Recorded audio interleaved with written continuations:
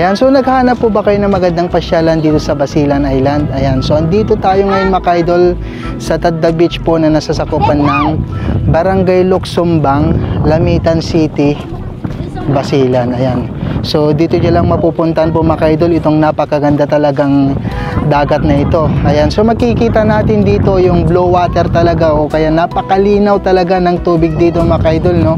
Kung wala po tayong budget dito mga ka-idol, okay lang. Bakit? Kasi wala pong entrance fee dito mga ka-idol.